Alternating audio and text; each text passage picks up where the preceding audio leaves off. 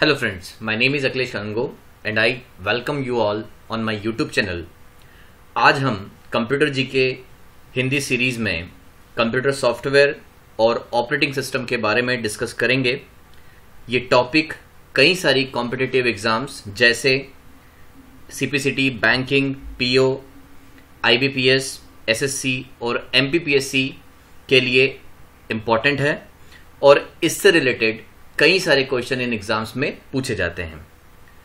सो आगे बढ़ने से पहले फ्रेंड्स, यदि आपने अभी तक हमारा चैनल सब्सक्राइब नहीं किया है तो प्लीज़ उसे सब्सक्राइब करें और बेल आइकॉन को हिट करें ताकि अलग अलग वीडियोस के नोटिफिकेशन आपको मिलते रहें।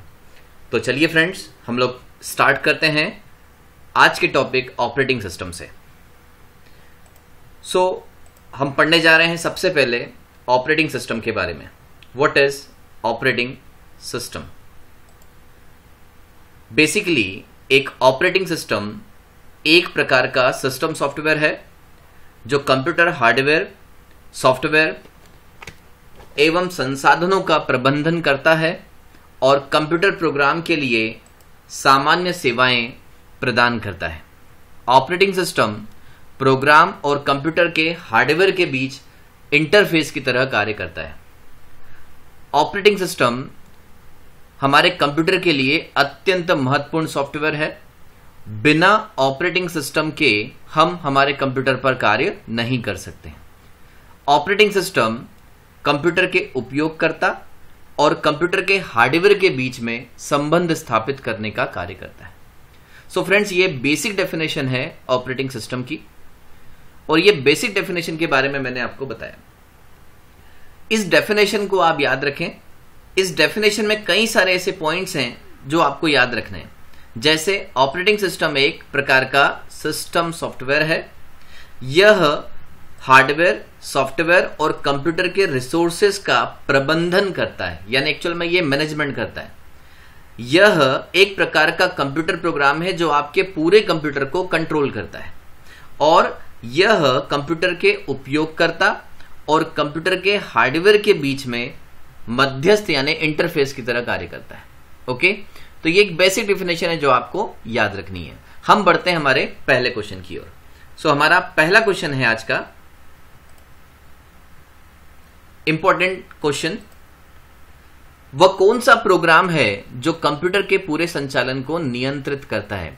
तो स्टूडेंट्स, मैंने इसके जस्ट पहले अभी आपको बताया ऑपरेटिंग सिस्टम कंप्यूटर के पूरे संचालन को नियंत्रित करता है और ऑपरेटिंग सिस्टम कंप्यूटर के हार्डवेयर, सॉफ्टवेयर तथा रिसोर्सेज को कंट्रोल और मैनेज करने का कार्य करता है।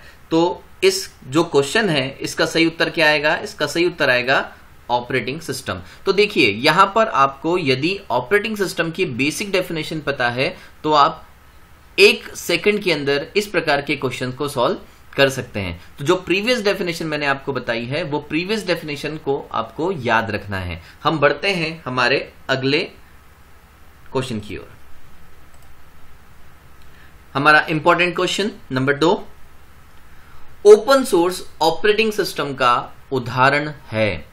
यहां पर आपके सामने 4 ऑप्शंस हैं और आपसे पूछा गया इन चारों ऑप्शन में से कौन सा ऑपरेटिंग सिस्टम ओपन सोर्स है। फ्रेंड्स, मैंने आपको पिछले वीडियो लेक्चर में ओपन सोर्स के बारे में बताया था। ओपन सोर्स वे सॉफ्टवेयर होते हैं जिन्हें जो फ्री में अवेलेबल है और इन सॉफ्टवेयर्स के साथ में हमें उनका सोर्स कोड भी मिलता है और हम उसके सोर्स कोड में हमारी तरफ से डेवलपमेंट कर सकते हैं। ऐसा इन 4 ऑप्शन में से कौन सा ओपन सोर्स ऑपरेटिंग सिस्टम है? ओपन सोर्स मतलब जो फ्रीली अवेलेबल है। ओके, और एक होता है क्लोज सोर्स। क्लोज सोर्स का मतलब होता है जो फ्रीली अवेलेबल नहीं है। तो यहां पर देखें, यहां पर एक ऑप्शन आपको दिया हुआ है विंडोज। विंडोज ओपन सोर्स नहीं है। विंडोज ऑपरेटिंग सिस्टम है किसका? ये ऑपरेटिंग सिस्टम है माइक्रोसॉफ्ट का। माइक्रोसॉफ्ट का ऑपरेटिंग सिस्टम है विंडोज और माइक्रोसॉफ्ट का कोई भी प्रोडक्ट ओपन सोर्स नहीं है। इस बात को आप ध्यान रखें। ओके, अब हम आगे बढ़ते हैं। Mac OS. Mac OS operating system है एप्पल का। एप्पल एक बहुत बड़ी कंपनी है जिसका ये ऑपरेटिंग सिस्टम है और ये ऑपरेटिंग सिस्टम भी ओपन सोर्स नहीं है। तो यहां पर ए और सी हट गया। लेकिन अगर हम बात करें लाइनेक्स के बारे में, so Linux is a open source software. आपको ये याद रखना है, लाइनेक्स एक ओपन सोर्स ऑपरेटिंग सिस्टम है। So right answer is open source operating system is a Linux. Okay, so right answer is B. अब हम बात करते हैं ऐसे कितने अलग अलग प्रकार के ऑपरेटिंग सिस्टम आते हैं। जैसे आपके सामने 3 ऑप्शन तो मैंने बता दिए, जैसे मेक ऑपरेटिंग सिस्टम, ये एप्पल कंपनी का है। लाइनेक्स ऑपरेटिंग सिस्टम, ये यूनिक्स लाइनेक्स फैमिली का ऑपरेटिंग सिस्टम है। विंडोज ऑपरेटिंग सिस्टम, ये माइक्रोसॉफ्ट के द्वारा बनाया गया ऑपरेटिंग सिस्टम है। इसके अलावा ऐसे कई और बहुत सारे ऑपरेटिंग सिस्टम आते हैं। तो हम एक बेसिक लिस्ट के बारे में देखते हैं कौन कौन से ऑपरेटिंग सिस्टम अवेलेबल है। सो आपके सामने ऑपरेटिंग सिस्टम दिख रहा है Android. Android is a open source operating system और ये गूगल का प्रोडक्ट है। किसका है? गूगल का यह ऑपरेटिंग सिस्टम है। Windows 10 is a latest version of Microsoft corporation का विंडोज ऑपरेटिंग सिस्टम है और ये ओपन सोर्स नहीं है, ये क्लोज सोर्स ऑपरेटिंग सिस्टम है। Ubuntu Unix and Linux family का एक वर्जन है, ये लाइनेक्स का ही एक प्रकार है। लाइनेक्स ऑपरेटिंग सिस्टम के बारे में मैंने आपको बताया, ये दोनों के दोनों ओपन सोर्स ऑपरेटिंग सिस्टम है, Ubuntu and Linux. Ubuntu Linux का ही एक प्रकार है। मेक ऑपरेटिंग सिस्टम जो है ये एप्पल का ऑपरेटिंग सिस्टम है और ये क्लोज्ड सोर्स ऑपरेटिंग सिस्टम है। क्रोम ओएस गूगल का ऑपरेटिंग सिस्टम है। ओके, इसी प्रकार से अगर मैं देखूं तो यहां पर और आपको ऑपरेटिंग सिस्टम दिखाई दे रहे हैं। जैसे इसमें नया क्या दिख रहा है? सोलारिस जो है ये भी एक प्रकार का ऑपरेटिंग सिस्टम है और ये सन माइक्रोसिस्टम्स कंपनी का ऑपरेटिंग सिस्टम है। यह operating system Unix operating system पर आधारित है। ओके, इसमें एक ऑपरेटिंग सिस्टम आपको दिखाई दे रहा है रेड हैट जो है यूनिक्स लाइनेक्स फैमिली का एक प्रकार का ऑपरेटिंग सिस्टम है और ये भी ओपन सोर्स है। यहां पर मेक ऑपरेटिंग सिस्टम आपको दिख रहा है, ये मैंने अभी आपको बताया एप्पल का ऑपरेटिंग सिस्टम है। तो ऐसे कई प्रकार के ऑपरेटिंग सिस्टम मार्केट में अवेलेबल है। कुछ ओपन सोर्स हैं और कुछ ऑपरेटिंग सिस्टम क्लोज्ड सोर्स होते हैं। हम बढ़ते हैं हमारे अगले क्वेश्चन की ओर।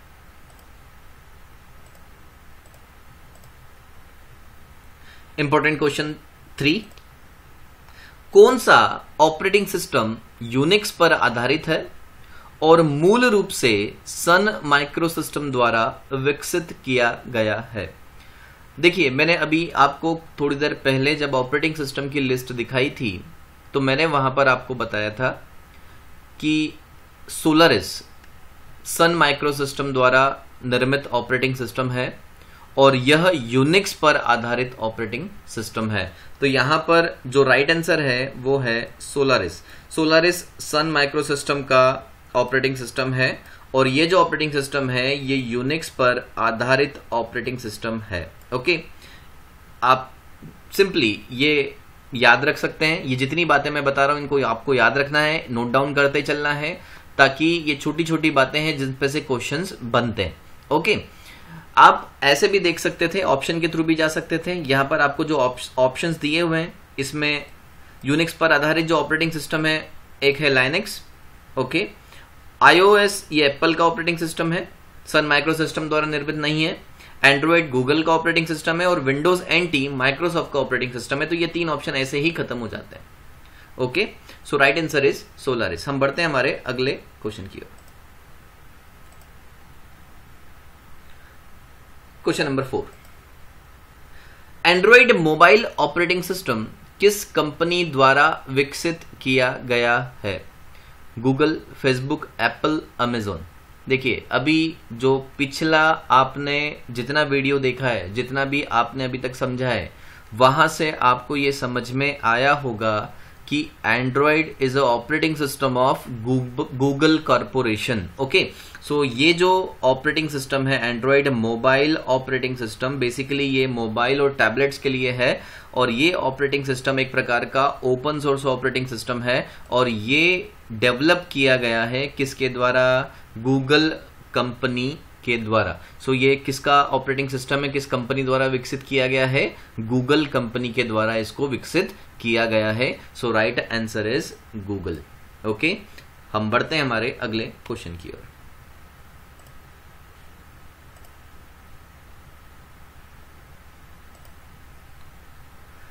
इनमें से कौन सा सॉफ्टवेयर है जिसके माध्यम से हम इंटरनेट चला सकते हैं? अब देखिए, ये थोड़ा सा डिफरेंट है। पिछले वीडियो लेक्चर में जब मैंने आपको सॉफ्टवेयर के बारे में इंट्रोडक्शन एक लेक्चर लिया था, जिसमें मैंने सॉफ्टवेयर पर आधारित कुछ क्वेश्चन को सॉल्व किया था, वहां पर मैंने आपको सॉफ्टवेयर और सॉफ्टवेयर के प्रकारों के बारे में समझाया था। और यहां पर बहुत सारे क्वेश्चन इस वीडियो में हम ऐसे उठाएंगे जो सॉफ्टवेयर के प्रकारों से संबंधित होंगे और अलग अलग प्रकार के कार्य करते होंगे। तो वैसा ही कुछ क्वेश्चन यहां पर आपके सामने है कि इनमें से कौन सा सॉफ्टवेयर है जिसके माध्यम से हम इंटरनेट चला सकते हैं। सो देखिए, आज अगर आप इंटरनेट के बारे में सोचें तो सबसे पहले रिक्वायरमेंट आपके पास क्या होनी चाहिए, इस बात को ध्यान दें। जब भी आपके पास ये जो क्वेश्चन आपके सामने आया है, इस पर आपको ये देखना है कि यदि मुझे इंटरनेट चलाना है तो मुझे क्या लगेगा। सो इंटरनेट चलाने के लिए आपको एक तो रिचार्ज लगेगा, सिम कार्ड चाहिए आपके पास में, प्लस आपके पास में किसी प्रकार का कनेक्शन चाहिए यानी आईएसपी होना चाहिए, एंड नंबर सेकंड आपके कंप्यूटर पर एक प्रोग्राम होना चाहिए, और उस प्रोग्राम को हम क्या बोलते हैं? ब्राउजर। क्या बोलते हैं उस प्रोग्राम को? Web browser. वेब ब्राउजर की मदद से आप अपने कंप्यूटर सिस्टम या फिर अपने मोबाइल पर इंटरनेट चला सकते हैं। ओके, इसमें जो बाकी के 3 ऑप्शन है आप इनके थ्रू भी जा सकते थे, जैसे एमएस ऑफिस, इसके द्वारा हम इंटरनेट नहीं चला सकते। एमएस ऑफिस एक प्रकार का सॉफ्टवेयर्स का पैकेज है जिसमें अलग अलग प्रकार के कई सारे सॉफ्टवेयर्स अवेलेबल हैं। एंटीवायरस के द्वारा हम इंटरनेट नहीं चलाते। एंटीवायरस के द्वारा हम वायरसेस जो हमारे कंप्यूटर में आते हैं उन्हें हम दूर करते हैं। और सी क्लीनर एक प्रकार का यूटिलिटी सॉफ्टवेयर है और इसके द्वारा भी हम इंटरनेट नहीं चलाते। सो यहां पर जो राइट आंसर है वो है ब्राउजर। सो ब्राउजर के बारे में जो बेसिक डेफिनेशन है उसको हमको थोड़ा सा समझना है। What is basic definition of web browser? Okay, so एक वेब ब्राउजर या सिर्फ ब्राउजर कहें, वेबसाइट को एक्सेस करने और देखने के लिए उपयोग किया जाने वाला एप्लीकेशन प्रोग्राम है। तो ये एक प्रकार का अनुप्रयोग सॉफ्टवेयर है जिसके द्वारा हम वेबसाइट्स को देख सकते हैं और उनको एक्सेस कर सकते हैं। तो बेसिकली वेबसाइट जो होती हैं वो इंटरनेट की मदद से चलती हैं। सो इसीलिए इंटरनेट चलाने के लिए हमें क्या लगेगा? Web browser. ओके, इस पॉइंट को आपको याद रखना है। हम बढ़ते हैं हमारे अगले क्वेश्चन की ओर। इसमें यहां पर आपको वेब ब्राउजर के कुछ एग्जांपल्स भी दिए हुए हैं, जैसे आपने नाम सुने होंगे इन वेब ब्राउजर्स के। अगर हम बात करें तो यहां पर आपको मिलेगा जैसे internet explorer, Google Chrome, Mozilla Firefox, Apple safari. ये जो है ये कुछ फेमस वेब ब्राउजर्स हैं, इनके आपको नाम भी याद रखने हैं। इंटरनेट एक्सप्लोरर माइक्रोसॉफ्ट का है, गूगल क्रोम बहुत प्रसिद्ध वेब ब्राउजर है, आप सभी लोग यूज करते हैं, ये गूगल कारपोरेशन का है। फायरफॉक्स मोजिला कारपोरेशन का है और एप्पल आईएनसी का है सफारी वेब ब्राउजर। ओके, हम बढ़ते हैं हमारे अगले क्वेश्चन की ओर।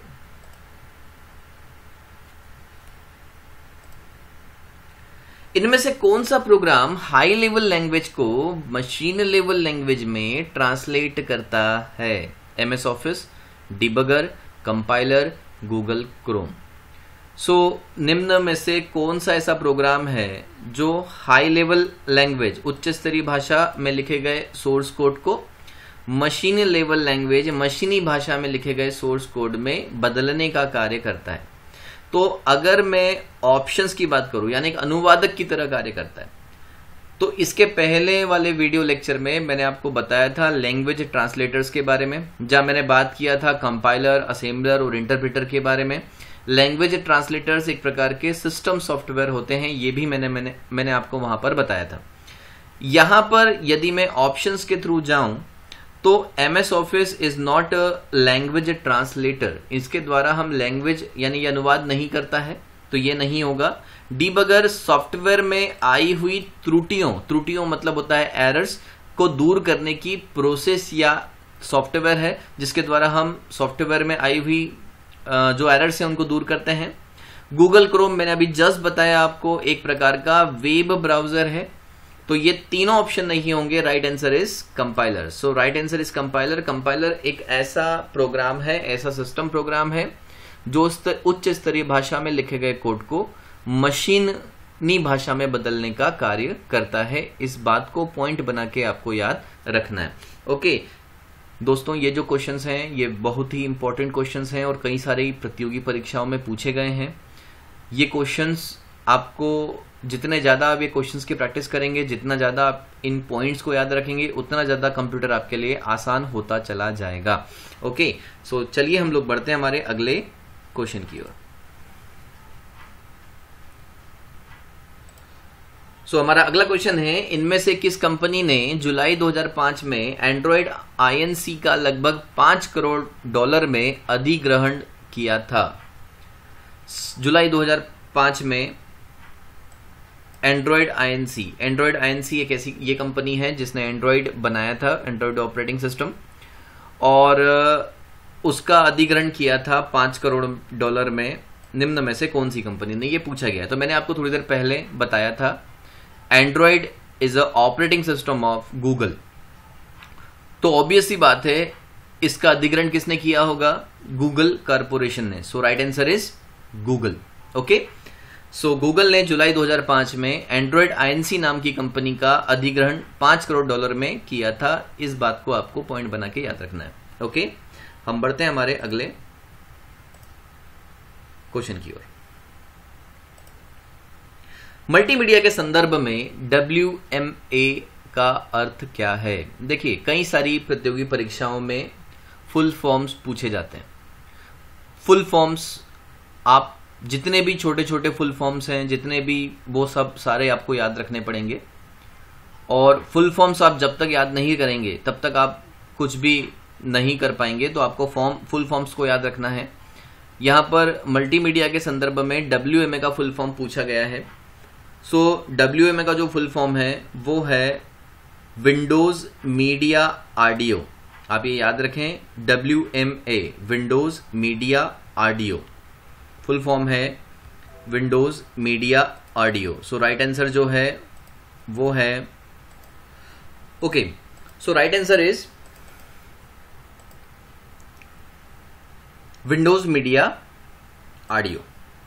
Right answer is Windows media audio, WMA का फुल फॉर्म है। ओके हम बढ़ते हैं हमारे अगले क्वेश्चन की ओर। मल्टीमीडिया के संदर्भ में मिडी का क्या अर्थ है? मिडी MIDI, it is very important question और आपको ये फुल फॉर्म याद रखना है। यहां पर मिडी का पूरा नाम है musical instrument digital interface. So right answer is D. MIDI का पूरा नाम क्या हुआ? मिडी का पूरा नाम है musical instrument digital interface. Okay so right answer is D. हम आगे बढ़ते हैं हमारे अगले क्वेश्चन की ओर।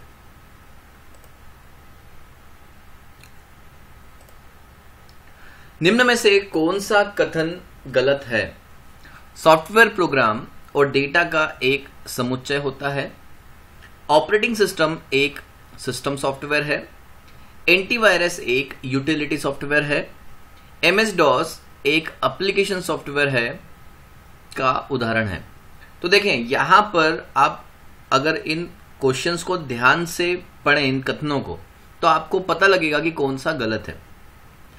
बेसिकली सॉफ्टवेयर की जो डेफिनेशन है वो हमने ये बोली थी कि सॉफ्टवेयर प्रोग्राम्स और डेटा का एक कलेक्शन होता है। सो ये जो कथन है ये सही है, गलत नहीं है। ऑपरेटिंग सिस्टम एक सिस्टम सॉफ्टवेयर है, ये हम शुरुआत से बोलते आ रहे हैं और आज भी हमने बोला कि ऑपरेटिंग सिस्टम एक सिस्टम सॉफ्टवेयर है, ये भी सही कथन है। एंटीवायरस एक प्रकार का यूटिलिटी सॉफ्टवेयर है। तो यदि आपको याद है सॉफ्टवेयर की categorisation, system software, application software और यूटिलिटी सॉफ्टवेयर, तो वहां पर यूटिलिटी सॉफ्टवेयर के अंतर्गत हमने लिखा था एंटीवायरस को। ओके एंटीवायरस यूटिलिटी सॉफ्टवेयर इसलिए भी है क्योंकि यह कंप्यूटर में रिपेयरिंग या उसके परफॉर्मेंस को बढ़ाने के लिए वायरसेस को दूर करता है।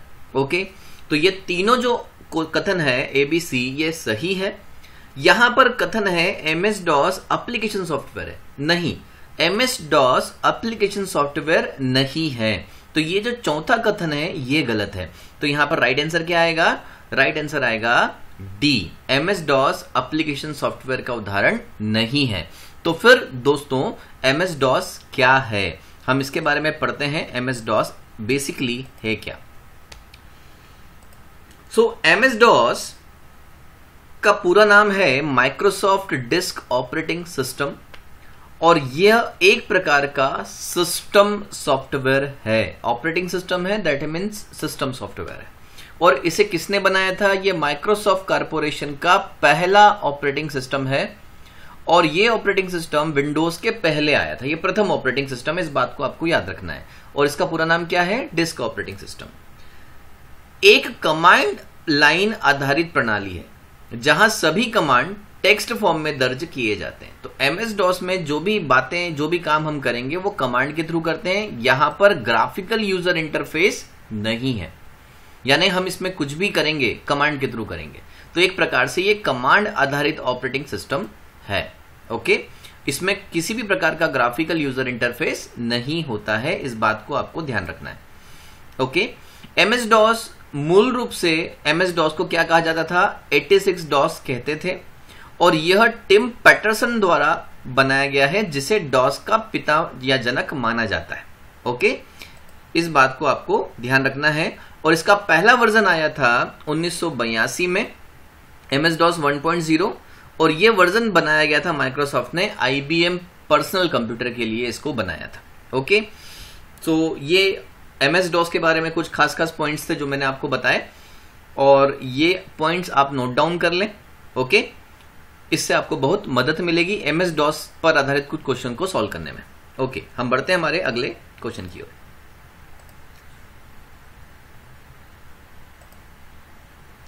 बायोस के बारे में निम्न में से कौन सा कथन गलत है? बायोस का पूरा नाम है बेसिक इनपुट आउटपुट सिस्टम। ये कथन तो सही है भाई, है ना। बायोस एक प्रकार का फर्मवेयर सॉफ्टवेयर है, ये भी कथन सही है। फर्मवेयर सॉफ्टवेयर वे सॉफ्टवेयर होते हैं जिन्हें चिप मैन्युफैक्चरर इनके समय ही मैन्युफैक्चरिंग कंपनी के द्वारा चिप में डाल दिया जाता है, यानी चिप को बनाते समय ही ऐसे प्रोग्राम्स को चिप में डाल दिया जाता है। ऐसे प्रोग्राम फर्मवेयर कहलाते हैं। बायोस रैम में स्टोर होता है? नहीं, मैंने आपको बार बार बायोस के बारे में जब भी पढ़ाया है, मैंने आपको ये बताया है कि बायोस जो है वो स्टोर होता है रोम में, वो रैम में स्टोर नहीं होता है। सो बायोस हमेशा कहां से रन होता है? रोम से रन होता है, और वो बूटिंग प्रोसेस के दौरान एग्जीक्यूट होता है। ओके, सो राइट आंसर जो है वो आएगा सी। तो सी हमारा सही उत्तर है, ये कथन गलत है। ओके, चलिए हम बढ़ते हैं हमारे अगले क्वेश्चन की ओर।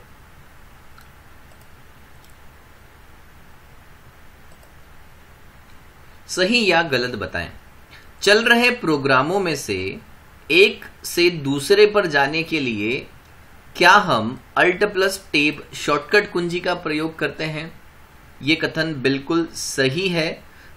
जब हमें विंडोज ऑपरेटिंग सिस्टम में एक चल रहे प्रोग्राम से दूसरे प्रोग्राम पर या एक विंडो से दूसरी विंडो पर स्विच करना हो तो हम Alt+Tab शॉर्टकट कुंजी का प्रयोग करते हैं। ओके, कैलकुलेटर जैसी यूटिलिटी को इंस्टॉल किए हुए प्रोग्राम्स की सूची में शामिल किया जाता है। यह कथन गलत है। क्यों गलत है? क्योंकि कैलकुलेटर जो है वो एसेसरीज का भाग है। जब भी हम विंडोज ऑपरेटिंग सिस्टम को हमारे कंप्यूटर में इंस्टॉल करते हैं, कैलकुलेटर हमें एसेसरीज के रूप में प्राप्त होता है। कैलकुलेटर को हमें अलग से इंस्टॉल करने की आवश्यकता नहीं होती है। तो यहां पर पहला सही और दूसरा गलत, यानी कि A is the right answer. Okay, हम बढ़ते हैं हमारे अगले क्वेश्चन की ओर।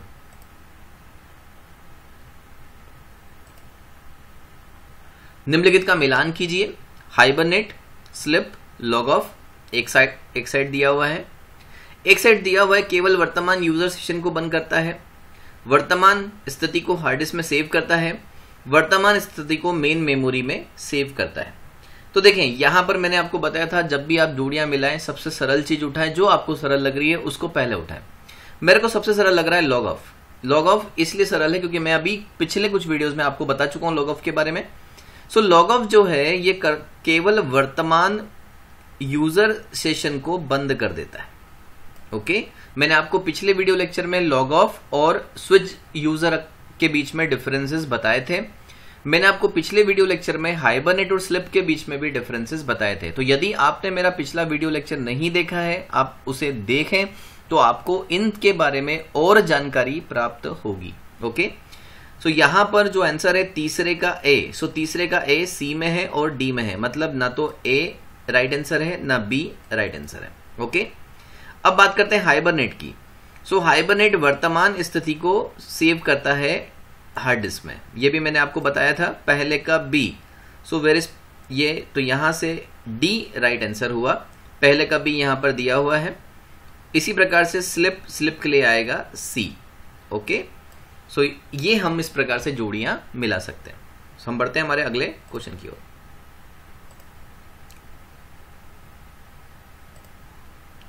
मल्टीमीडिया के संदर्भ में MP3 का पूरा नाम क्या है? सो मल्टीमीडिया के संदर्भ में यदि मैं बात करूं MP3 बेसिकली उन फाइलों के लिए प्रयोग किया जाता है जो ऑडियो फाइल्स होती हैं। तो ये हमसे जो पूछा गया क्वेश्चन है वो पूछा गया है MP3 का फुल फॉर्म। सो आपको याद रखना है MP3 का फुल फॉर्म है MPEG-1 audio layer 3। Okay, so right answer is ए। इस बात को आप याद रखें।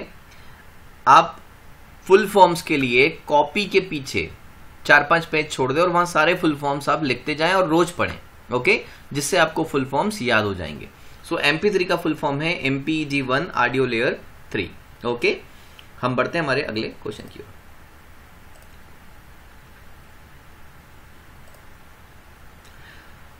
हर कंप्यूटर के सभी हिस्सों के ठीक से काम करने और दूसरे सभी प्रोग्राम्स के चलने के लिए हर कंप्यूटर में निम्न में से क्या होना आवश्यक है?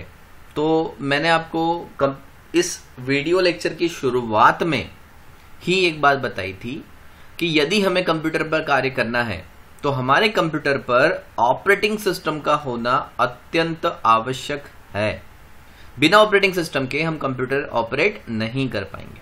Okay, so right answer is operating system. So operating system इस रिक्त स्थान में यहां पर आएगा। ओके, हम बढ़ते हैं हमारे अगले क्वेश्चन की ओर।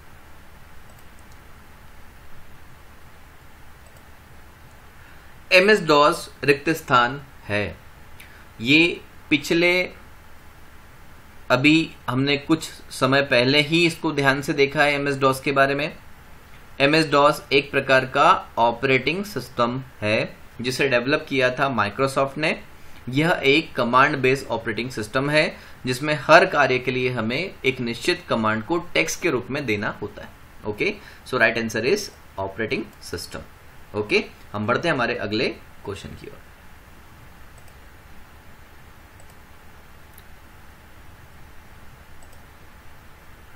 ओपन सोर्स सॉफ्टवेयर के बारे में निम्नलिखित में से कौन सा कथन सही है? सभी यूटिलिटी प्रोग्राम ओपन सोर्स होते हैं? नहीं, ऐसा नहीं है। जैसे यूटिलिटी प्रोग्राम की बात करें तो मैं एक एग्जांपल लेता हूं एंटीवायरस का। एंटीवायरस एक यूटिलिटी सॉफ्टवेयर है और कई सारे एंटीवायरस को हमारे कंप्यूटर में डालने के लिए, इंस्टॉल करने के लिए हमें पैसा देना होता है, पेड करना पड़ता है। जैसे क्विक हिल एक एंटीवायरस है, लेकिन उसके लिए हमको उसका ईयरली पैक लेना होता है, उसके लिए हमको पेड पैसा देना होता है। सो वो ओपन सोर्स नहीं है। सो ये जो पहला कथन है ये कथन गलत है। ओपन सोर्स सॉफ्टवेयर का सोर्स कोड स्वतंत्र रूप से उपलब्ध नहीं होता है। नहीं, ओपन सोर्स के बारे में मैंने पिछली बार भी बताया था और मैंने आपको इस बार भी बताया कि ओपन सोर्स एक ऐसा सॉफ्टवेयर होता है जिसका सोर्स कोड हमें अवेलेबल करा दिया जाता है स्वतंत्र रूप से।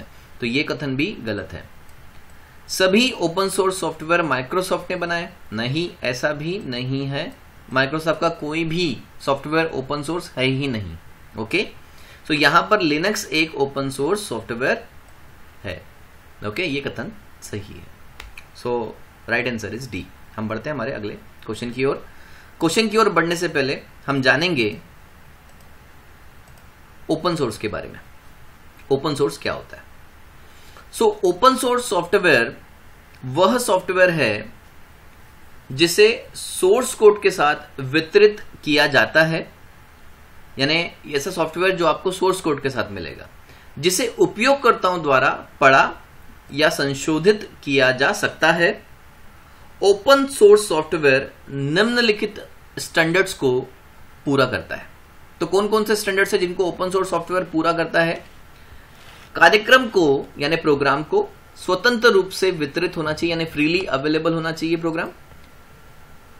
स्रोत कोड यानी सोर्स कोड कार्यक्रम यानी प्रोग्राम के साथ दिया जाना चाहिए। किसी भी सोर्स कोड को संशोधित किया जा सकता है, यानी उसमें मॉडिफिकेशन किया जा सकता है, बदलाव किया जा सकता है। और सोर्स कोड के संशोधित संस्करणों को फिर से हम वितरित कर सकते हैं। ओके, तो ये सोर्स कोड की परिभाषा है ओपन सोर्स कोड, मतलब ओपन सोर्स कोड की ये परिभाषा, ओपन सोर्स कोड सॉफ्टवेयर किसे कहते हैं उसकी ये डेफिनेशन है। ओके, तो आपको ये पॉइंट्स को याद रखना है और इस पर फिर आधारित जो क्वेश्चंस है उनको आपको सॉल्व करना है। ओके, हम बढ़ते हैं हमारे अगले क्वेश्चन की ओर। ओरेकल है। सो देखें, ओरेकल जो है, आप इस बात को याद रखें, हमेशा ओरेकल एक डेटाबेस सॉफ्टवेयर है। ओके, सो ओरेकल क्या है? ओरेकल एक डेटाबेस सॉफ्टवेयर है। सो राइट आंसर इज सी। इस बात को आप याद रखें।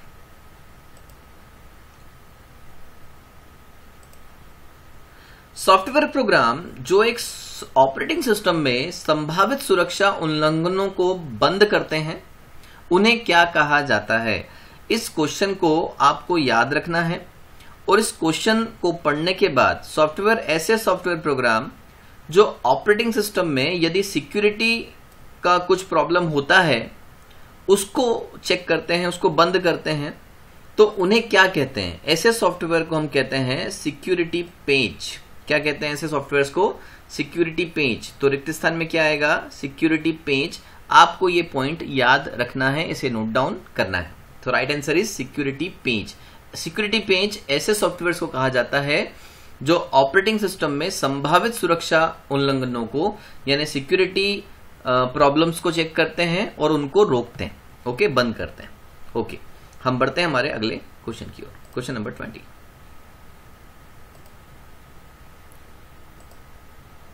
वह कौन सा सिस्टम प्रोग्राम है जो प्रोग्राम के अलग अलग संकलित मॉड्यूल्स को निष्पादन के लिए उपयुक्त रूप से जोड़ता है? देखिए, मैंने आपको जब सॉफ्टवेयर की कैटेगरीज बताई थी, सॉफ्टवेयर की बेसिकली 3 कैटेगरीज होती है और उसमें मैंने आपको बताया था सिस्टम सॉफ्टवेयर की कैटेगरी के बारे में। ये मैंने आपको बताया था पिछले वीडियो लेक्चर में, तो यदि आपने वो वीडियो लेक्चर नहीं देखा है, आप उसको पहले देख लें, उसके बाद आप इन क्वेश्चन को सॉर्ट आउट कर पाएंगे। ओके, सो मैंने वहां पर आपको बताया था कि लिंकर और लोडर एक ऐसे प्रोग्राम्स होते हैं, ऐसे सिस्टम सॉफ्टवेयर होते हैं जिनके द्वारा प्रोग्राम के अलग अलग हिस्सों को जोड़ा जाता है। ओके, तो लिंकर लोडर के द्वारा यह कार्य किया जाता है। यहां पर क्वेश्चन पूछा गया है वह कौन सा सिस्टम प्रोग्राम है जो प्रोग्राम के अलग अलग संकलित मॉड्यूल यानी अलग अलग हिस्सों को निष्पादन का मतलब होता है एग्जीक्यूशन के लिए जोड़ता है। ओके, तो राइट आंसर आएगा लिंकिंग एंड लोडर। ओके, तो right answer is linking end loader. इसको आप पॉइंट बना के डेफिनेशन के साथ याद कर लें। ओके, हम बढ़ते हैं हमारे अगले क्वेश्चन की ओर। Question number 21।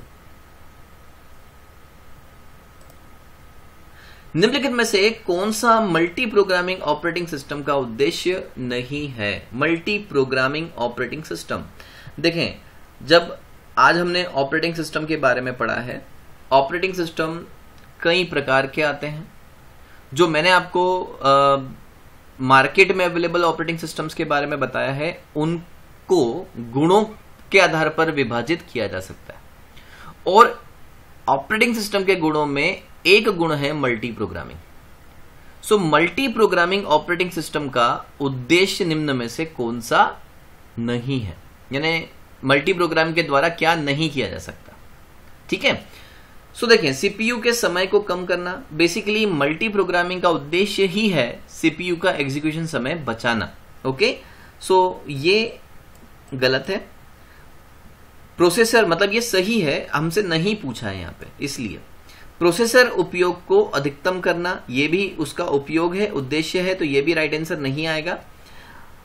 डेडलॉक से बचाना, डेडलॉक का मतलब होता है जब एक प्रोसेस दूसरी प्रोसेस पर डिपेंड हो जाए और वो दूसरी प्रोसेस पहली प्रोसेस पर डिपेंड हो जाए, ये दोनों प्रोसेस एक दूसरे पर डिपेंडेबल हो, इस प्रकार की सिचुएशन को डेडलॉक बोलते हैं, यानी दोनों प्रोसेस आगे नहीं बढ़ पा रही।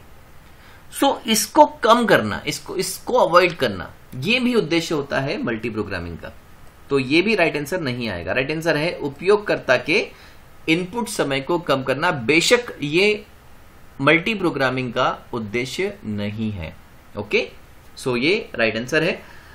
आगे बढ़ने से पहले हम जानते हैं मल्टी प्रोग्रामिंग के बारे में। सो मल्टी प्रोग्रामिंग क्या होती है? मल्टी प्रोग्रामिंग क्या है?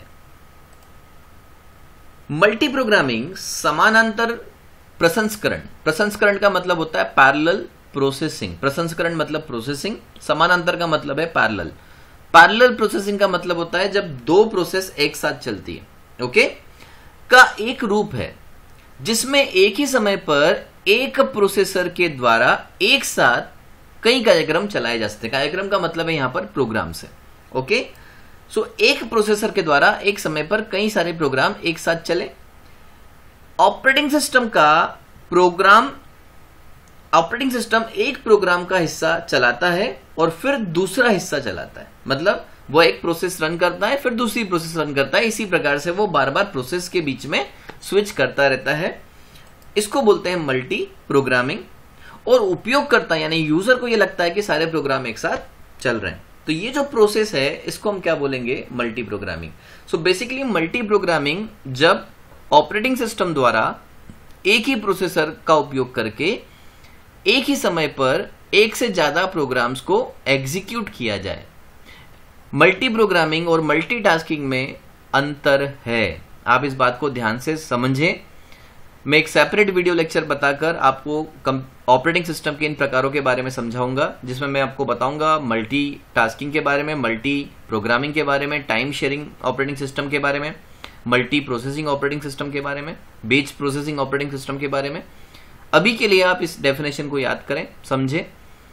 ओके, हम बढ़ते हैं हमारे अगले क्वेश्चन की ओर।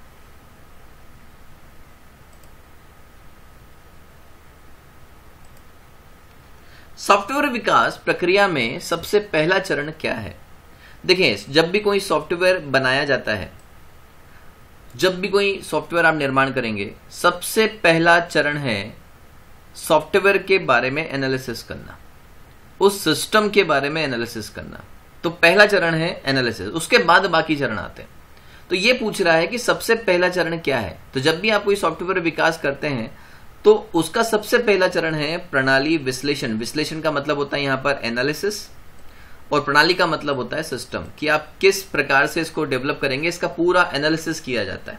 ओके, सो पहला चरण है प्रणाली विश्लेषण। बाकी के जो है वो बाद में आते हैं, जैसे रख रखाव, मेंटेनेंस आखिरी में आता है।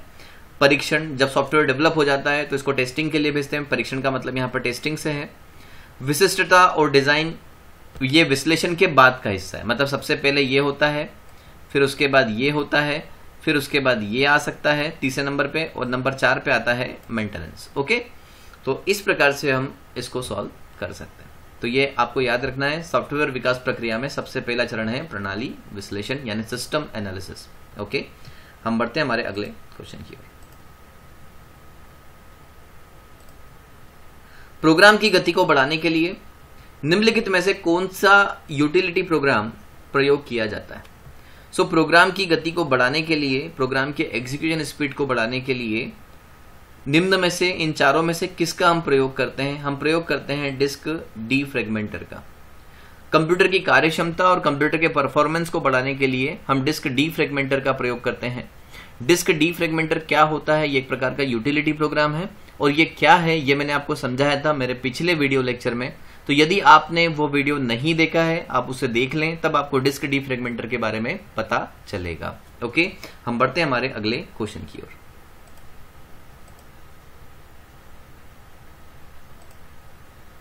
निम्नलिखित में से कौन सा यूटिलिटी प्रोग्राम है जो अनावश्यक खाली जगहों को ढूंढता है और उन्हें समाप्त करता है, और फाइल्स तथा अप्रयुक्त डिस्क स्पेस को पुनः व्यवस्थित करता है, ताकि ऑपरेशन संचालन को बढ़ाया जा सके, ताकि कंप्यूटर का परफॉर्मेंस बढ़ाया जा सके, ताकि ऑपरेशन की गति को बढ़ाया जा सके। ओके, तो निम्नलिखित में से ऐसा कौन सा यूटिलिटी प्रोग्राम है जो अनावश्यक खाली जगहों को ढूंढकर उन्हें खत्म करता है और फाइल्स और अप्रयुक्त डिस्क स्पेस को पुनः व्यवस्थित करता है। तो देखें, जब भी ऐसा कोई चीज आए जिसमें डिस्क और फाइल्स को पुनः व्यवस्थित करने की बात हो, खाली जगह को एक साइड करना हो, भरी हुई जगह को एक साइड करना हो, ऐसा कोई अगर आप क्वेश्चन आपसे पूछा जाता है तो यह कार्य करता है डिस्क डीफ्रेगमेंटर। डिस्क डीफ्रेगमेंटर जो है वह खाली जगहें ढूंढता है, उसे हटाता है और फाइल्स और अप्रयुक्त डिस्क स्पेस को पुनः व्यवस्थित करता है। यह क्यों करते हैं हम डिस्क डीफ्रेगमेंटर? कंप्यूटर की कार्यक्षमता और कंप्यूटर की गति को बढ़ाने के लिए। क्या होता है यह मैं आपको बता चुका हूं मेरे पिछले वीडियो लेक्चर में। So right answer is disk defragmenter. Okay, हम बढ़ते हैं हमारे अगले क्वेश्चन की ओर। यदि आप एक समय में एक से अधिक प्रोग्राम एग्जीक्यूट करना चाहते हैं, निष्पादित मतलब होता है एग्जीक्यूट, तो आपके द्वारा उपयोग किए जा रहे सिस्टम सॉफ्टवेयर में क्या क्षमता होनी चाहिए? तो आपके ऑपरेटिंग सिस्टम में ऐसा क्या होना चाहिए कि आप एक समय में एक से ज्यादा प्रोग्राम को एग्जीक्यूट कर सकें? तो हमारा ऑपरेटिंग सिस्टम इस प्रक्रिया को करने के लिए एक मल्टीटास्किंग ऑपरेटिंग सिस्टम होना चाहिए, क्योंकि मल्टीटास्किंग ऑपरेटिंग सिस्टम में एक समय पर एक से अधिक प्रोग्राम एग्जीक्यूट किए जा सकते हैं। So right answer is multitasking. Okay, so आगे बढ़ने से पहले हम पढ़ेंगे मल्टीटास्किंग की definition. So what is multitasking? अगर हम बात करें मल्टीटास्किंग की, सो मल्टीटास्किंग एक ऑपरेटिंग सिस्टम में मल्टीटास्किंग एक समय में एक उपयोगकर्ता को एक से अधिक कंप्यूटर या कार्य करने की अनुमति देता है। माइक्रोसॉफ्ट विंडोज 2000, आईबीएम का operating system, Linux operating system, ये सारे के सारे मल्टीटास्किंग ऑपरेटिंग सिस्टम है। और आजकल जितने भी कंप्यूटर ऑपरेटिंग सिस्टम आ रहे हैं वो सारे के सारे, चाहे वो मोबाइल ऑपरेटिंग सिस्टम हो, चाहे वो कंप्यूटर ऑपरेटिंग सिस्टम हो, सारे के सारे मल्टीटास्किंग ऑपरेटिंग सिस्टम होते हैं। तो आपको ये डेफिनेशन को याद रखना है, what is multitasking. Okay,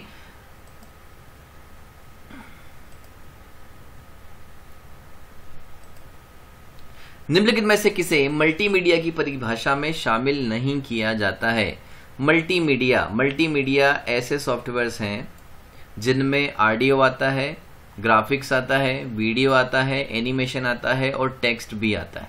okay, so multimedia की परिभाषा में एनिमेशन भी आता है, ओके, ग्राफिक्स भी आता है, टेक्स्ट भी आता है, यानी मल्टीमीडिया प्रोजेक्टर नहीं आता है। So right answer is multimedia projector, नहीं पूछा यहां पर। Okay, so right answer is multimedia projector. ये तीनों animation, graphics, text, audio, video, images, ये सब मल्टीमीडिया की परिभाषा में शामिल हैं। मतलब ये सब मल्टीमीडिया सॉफ्टवेयर्स में उपयोग किए जाते हैं। Okay, so right answer is multimedia projector. हम आगे बढ़ते हैं।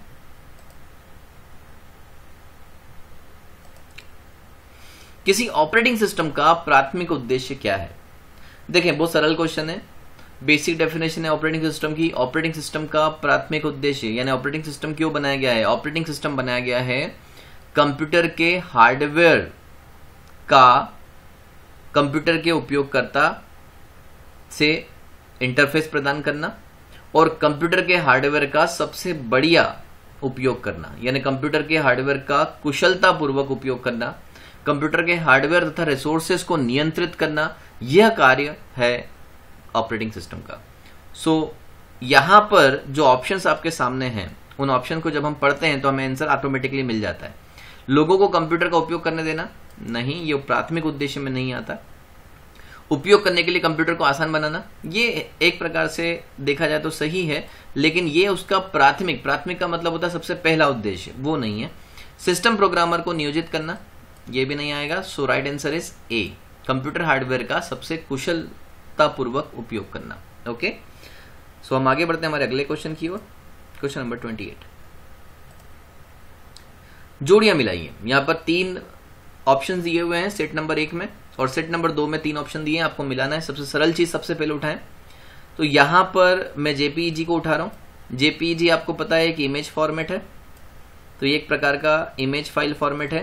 तो यहां पर आएगा तीसरे का बी। आप देखें तीसरे का बी कहां पर है, सिर्फ एक जगह पर है, यहां पर। Okay, so right answer is B. हम बाकी को मिला लेते हैं। सीएलएस स्क्रीन को साफ करता है, ये एक प्रकार की डॉस कमांड है। ओके, हम डॉस कमांड्स आगे देखेंगे। तो ये स्क्रीन को साफ करता है। फिट एक प्रकार का फाइल सिस्टम है जो पहले चलता था। Okay, so right answer is B. आसानी से 1 मिनट के अंदर आप जोड़ियां मिला सकते हैं, 1 मिनट भी नहीं लगेगा आपको।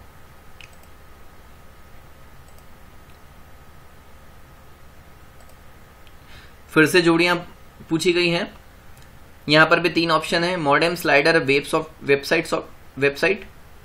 सेट 2 में आपके पास फिर 3 ऑप्शंस हैं। इन 3 ऑप्शन को मिलाना है आपको। तो यहां पर सबसे सरल चीज क्या लग रही है मुझे, सबसे सरल चीज लग रही है वेबसाइट। वेबसाइट क्या होता है? सो वेबसाइट जो है वो लिंक्ड वेब पेजेस का एक संग्रह है, यानी एक वेबसाइट में एक साथ जुड़े हुए कई सारे वेब पेजेस होते हैं। ओके, तो लिंक्ड वेब पेजेस का संग्रह वेबसाइट कहलाता है, यानी तीसरे का पहला ए। सो तीसरे का ए सिर्फ एक जगह पर है, यहां पर। ओके, हम बाकी देख लेते हैं। मॉडेम, सो मॉडेम का पूरा नाम होता है मॉड्यूलेटर, डी मॉड्यूलेटर, यानी फर्स्ट का बी, बिल्कुल। और सेकंड स्लाइडर। स्लाइडर के बारे में आपको याद रखना है, स्लाइडर एक ऐसा प्रोग्राम है जो सर्च इंजन के द्वारा प्रयुक्त किया जाता है, और यह आपकी सर्च इंजन पर दी गई क्यूरी के हिसाब से वेब पेजेस को स्क्रॉल करने का कार्य करता है। ओके, सो इसको आप याद रखें, स्लाइडर को। सो यहां पर राइट आंसर आएगा बी। हम आगे बढ़ते हैं हमारे अगले क्वेश्चन की ओर।